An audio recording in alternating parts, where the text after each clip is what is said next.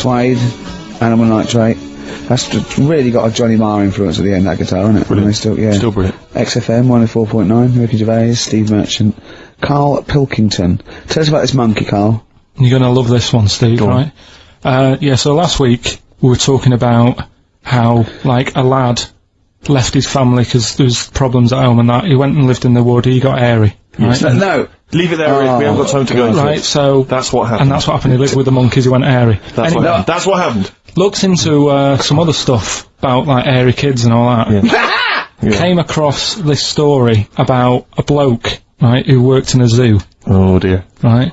So, Trouble's brewing. loving his job and that, but it's quite a lonely sort of job because you don't see many people, you're just dealing with animals all the time, right? So, anyway, he gets a bit pally with a monkey because it's the closest thing to a human. What an ape is. Right. Yeah, but you can't really go that close to apes.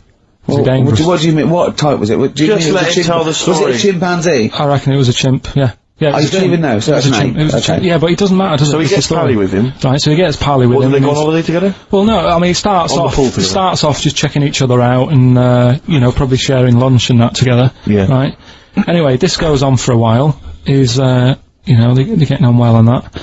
And then after a while, right, the monkey starts sort of imitating him a bit more and sort of walking upright. Oh, God. Yeah. Right? So he thinks, oh, that's a bit weird. Anyway, they get on really better and what have you, so he thinks he could live at home with me, this, Yeah. because we're getting on the storm, Yeah. right? So he takes him home, and before Is you this know the it... beginning of Beneath the Planet of the Apes? I think it is. I think you've seen this on video. I'm worried, because he's already imitating him and they're moving in together. I'm thinking it's maybe a bit like Single White Female.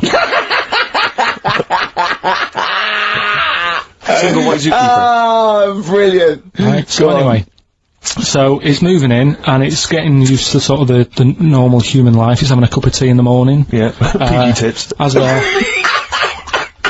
He finishes the day off with Oh, dear. Finishes the day off with what? He With does, a he doesn't little have to brandy. move a piano at one point, does he? Finishes the day off with a little brandy? Yeah. He pours himself one. Is he wearing a smoking jacket? Yeah, I'll tell you what, Carl, you're a maniac, mate. no, this is why it attracted me. It's amazing, right? So he's having his brandy and that, loving his life. Next thing you know, he sort of, I don't know if he loses it or he gets shaved, but the top half of his body is hairless, right? Apart from his head, right? So he's got a nice. So it's the opposite of the kid. Well, Yeah, this is what I'm saying. that would happen. Right? Well, hang on, but so you don't know if You he don't was even shaved know. or if How did it say? Then the hairless. What? I'll bring it in for you, the story, and then you Alright, can well, see if okay, I've gone keep wrong. going. So anyway, so this is going on, and he's having a great life. Then the zookeeper starts getting a bit annoyed because he's having a better life than the zookeeper. The zookeeper's in the zoo. This is such So the rubbish. zookeeper's still got to do a day's work. The monkey's at home, he's partying. Well, he's it got gets his to a other point when he chipmates says round. there's no point you coming in to the zoo because the whole reason of you being there was because you're being kept there. Right. And he didn't want to bring the memories back, so he said, you stay at home. So You are you're talking such. Just let him finish. God, I don't know if I can sit here and listen to this drivel. Let me. I'm fascinated. it's It nearly sounds over anyway, amazing. right? It sounds extraordinary. Carl. So he's walking up right, he's having a tea in the morning, finishing the day off with brandy. Gets a bit out of hand, only tries it on with the zookeeper's wife.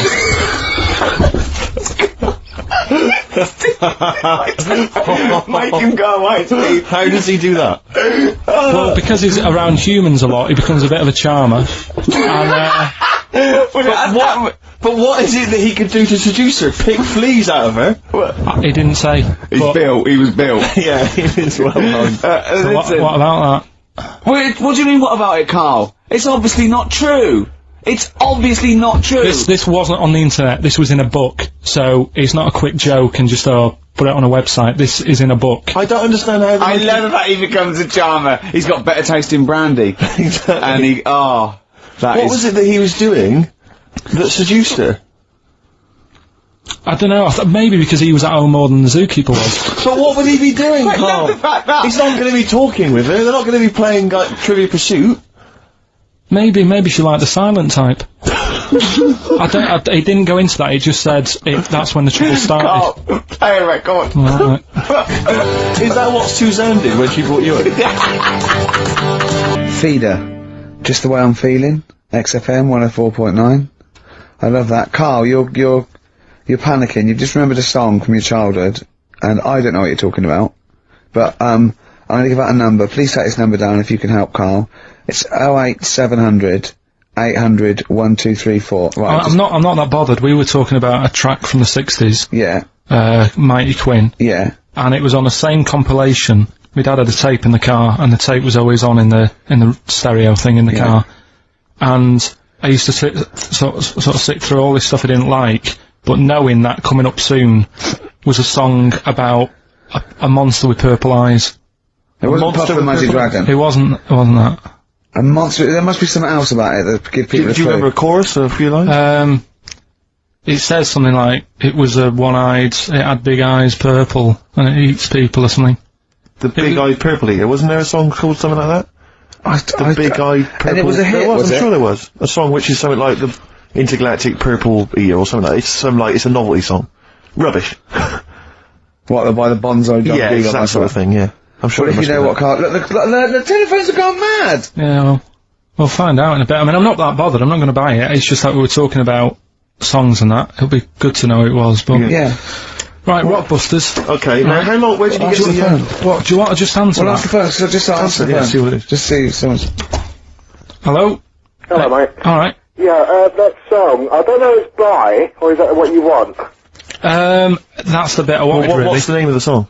Well, you know how it goes, it's like, born night on a dawn at a bit. Yeah. Oh, yeah! Sorry, I don't think you've helped much, though. You can't remember what it's called or who it's by. Well, no, I mean, I know the tune, but that's about it. But he's done well, Steve, he's done well. He's given up his spare time to call in and sing us a song. Don't diss him. Rick, I'm concerned he's just only marginally remembering it more than Carl is. It was actually in, I think it was in the Blob, no, it was in something like the Blob, actually. I think Steve McQueen was driving away and it was running in a sequence. This is so very familiar. See if thanks very much, mate. See if we can get a title off someone. And XFM. Hello, yeah, I know the name of that tune. Go on. It's the Purple-Eyed People Eater? Yeah, that sounds about right. And who's it by? Yeah, well, I'm just at work and, who is it by? It came to my mind. Do you know who it's by? I don't know who it's by, mate, sorry. This is not enough information. I wouldn't phone in if I did had ask the Lewis, information. but we asked them just what the tune was. But I want someone like Paul Gambaccini to call in. He knows what chart position it got to. Okay, right. Thanks very I don't much. think this is enough information. That's two people. The thing barely is, got if any you know the information. title, we can put it in the internet, can't we, and find out who did it. Yeah. That's full of Brilliant. information. Well, thank you very much for Yeah, calling in. I don't know why they bothered trying Right. Sorry, no, I mean, I just think if you're going to bother to call in a radio station, have the facts. Have all the facts you have. Well, he hasn't got the facts, and he runs the radio station. He doesn't run it. They keep him here like a mascot. He's like a pet, isn't he? They have him running around the office. God. Now listen, it's Rockbusters. I've got the prizes here. Rick, I'll be honest with you. I mean, we've given away some shoddy stuff in the past. This is the worst collection. Tat, is it? This is really scraping the bottom of the barrel, Carl. I mean, Let's hold on. The how phones many are going more of mad. these can we give away? If you're still phoning, hang up because we're not going to bother anymore. We're really sorry about that. Maybe email us or something. How many of these can we give away? Look at that. It's only Fools and Horses. It's the Christmas special from not this year, the year before. Yeah. I mean, we have given away so many of these. I imagine there's charity shops throughout London. Throwing them away. Yeah, throwing them away. Yeah. So we got that, dear. and if you didn't watch it, if you weren't one of the 20 million that watched it. Blue-eyed, fat-legged, purple eater people, if they had a big boo. It's something like that. And once again, the best chill-out album ever, with, I mean, this pretty much rubbish. It was a big boo. Actually, no, the songs are okay, but Purple eater. it's just basically a collection of songs you might have heard on adverts. So enjoy that. Oh god, this one again, the best air guitar album in the world, volume 2. This is no longer an entertainment show. This is three people chatting to each other now and again. Sometimes we remember it's going out, sometimes we just take a call for our own amusement. I mean... It's the same price again. It's the David Attenborough compilation of DVDs, which I'd be very surprised if it actually makes it to you. I imagine someone here will have had that long before we post it. Oh dear. There's a t-shirt in here. XFM 104.9. You get sent a lot of Just in crap case you're wondering t-shirts. what you're listening to. This is a What is that? Quicksilver t-shirt. What is that? What t-shirt is that? That's a t-shirt made by the Quicksilver people, so if you're a bit of a surfer dude, and by the look of the size of it, you're a midget. You can't say midget. You're welcome to it. And this is, I think the piece de resistance, Rick. I mean, because you know the kind of fans we have. They're pretty cool cats, pretty groovy guys. Yeah, yeah. So I imagine they'll be loving on DVD Doctor Who, the Aztecs. That's one of William Hartnell, the first Doctor's classic episodes on DVD. God. There. You know, rubbish. That's rubbish, Carl. Those prizes. I'm ashamed to give them all.